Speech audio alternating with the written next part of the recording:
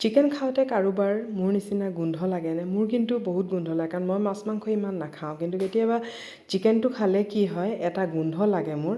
সেইবাবে মই চিকেনটো অলপ বেলেগ ধৰণে বনাওঁ, তেতিয়া তাৰ গোন্ধটো গুচি যায়গৈ। এইটো মই ব্ৰইলাৰ চিকেন লৈছোঁ, আৰু ইয়াত মই চিকেনখিনিত কি কৰিছোঁ, আদা নহৰু এচামুচ দিছোঁ, আৰু এটা অলপ ডাঙৰ পিচ নেমু এডোখৰ ভালকৈ পূৰা চেপি পেলাই দি দিছোঁ, মানে নেমুৰ ৰসটো অলপ বেছি হ'লে ভাল হয়। আৰু এতিয়া কি কৰিছোঁ, এইখিনি পূৰা ভালকৈ চেপি দি আৰু এতিয়া খুব ভালকৈ মই সানি ল'ম, যাতে নেমু আদা নহৰু গোটেইখিনি মানে চিকেনখিনিত ভালকৈ লাগি যায়গৈ। এই ধৰণে কৰি পেলাই মই কি কৰিম, আধা ঘণ্টাৰ কাৰণে মই থৈ দিম।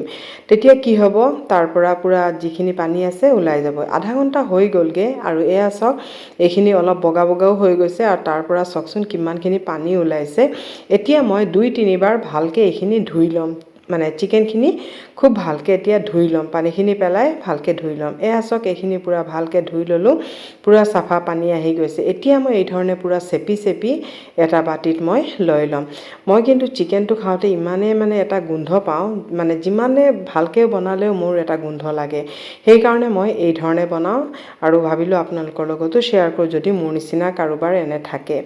এতিয়া মই লৈছোঁ লোহাৰ কেৰাহী। মই চিকেন বনাওঁতে অলপ লোহাৰ কেৰাহী ব্যৱহাৰ কৰোঁ, কাৰণ লোহাৰ কেৰাহীত চিকেন বনালে তাৰ এটা খুব ভাল টেষ্ট আহে।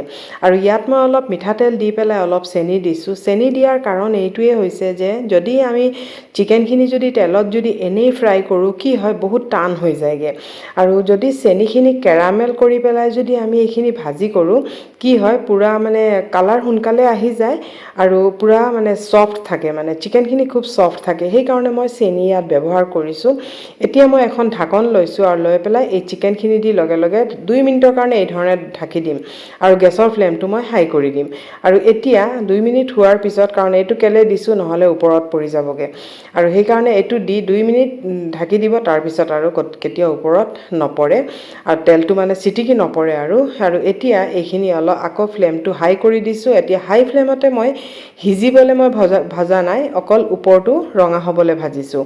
চিকেনখিনি বগা বগা হৈ থাকিলে মানে মই অলপ ভাল নালাগে, সেইকাৰণে মই এই ধৰণে পূৰা ভাজি ল'ম। কিন্তু গেছৰ ফ্লেম পূৰা হাই কৰি দিছোঁ, পূৰা হাই কৰিহে গেছৰ ফ্লেমটো ভাজিব। এয়া চাওক, এই ধৰণে ৰঙা হৈ যাব, আৰু কিন্তু চিকেনখিনি পূৰা ছফ্ট হৈ আছে। আৰু যদি আমি এনেই তেলত ভাজোঁ, পূৰা টাইট হৈ যায় চিকেনখিনি, খাবলৈ অলপ ভাল নালাগে। এই ধৰণে ৰঙা হোৱাৰ পিছত মই ইয়াত পিঁয়াজ দি দিছোঁ। পিঁয়াজত দিয়াৰ লগে লগে নিমখ দিছোঁ, 2টামান কেঁচা জলকীয়া দি দিছোঁ। দি এইখিনি লৰাই থাকিম মই, আৰু লৰাওঁতে কি হ'ব, পিঁয়াজখিনি অলপ কোমল হৈ যাব। ইয়াত পিঁয়াজখিনি ইমান ভজাৰ দৰকাৰ নাই, অলপ খালি মানে কালাৰটো অলপ হোৱাৰ লগে, তাৰপিছত মই ইয়াত দিছোঁ আদা নহৰু, অলপ জলকীয়াৰ পেষ্ট বা চিলি পাউডাৰ দিব পাৰে। ইয়াত দিছোঁ জিৰা পাউডাৰ, ধনিয়া পাউডাৰ, আৰু দিছোঁ মই অলপ জিৰা পাউডাৰ, ধনিয়া পাউডাৰ, হালধি পাউডাৰ, এই বছ বেছিক মছলা দিছোঁ মই, আৰু বেলেগ একো তেনেকুৱা মছলা ব্যৱহাৰ কৰা নাই, কাৰণ ইমান বেছি মছলা ব্যৱহাৰ কৰিলে ভাল নালাগে, যিহেতু ইমান গৰম। আৰু এতিয়া মই এইখিনি মছলাখিনি দি পেলাই আকৌ এইখিনি খুব ভালকৈ মই এই ধৰণে লৰাই থাকিম, যাতে মছলাৰ কেঁচা গোন্ধটো গুচি যায়গৈ। পূৰা ভালকৈ এই ধৰণে মই ভাজি ল'ম এবাৰ মছলাখিনি দি পেলাই। আৰু এতিয়া মই ইয়াত অলপ পানী দিম। পানীখিনি দি পেলাই আকৌ মই অলপ ভালকৈ লৰাই ল'ম, আৰু গেছৰ ফ্লেমটো একেবাৰে মই হাই কৰি দিম।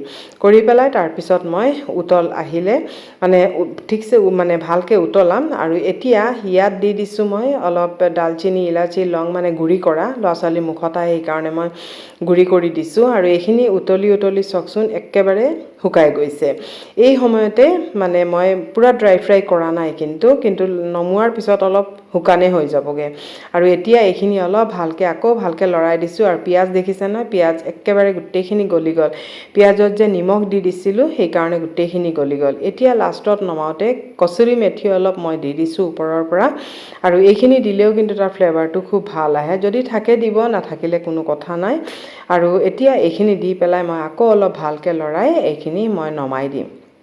আৰু এটা কথা, লোহাৰ কেৰাহীত যদি আমি কিবা বনাওঁ, সেইটো কিন্তু আমাৰ স্বাস্থ্যৰ কাৰণে খুব উপকাৰী। কিন্তু যদি লোহাৰ কেৰাহীত বনাই পেলাই থৈ দিওঁ, সেইটো কিন্তু আকৌ আমাক বহুত অপকাৰ কৰে। সেইকাৰণে লোহাৰ কেৰাহীত বনাই আকৌ লগে লগে এইটো খালী কৰি ধুই দিব লাগে।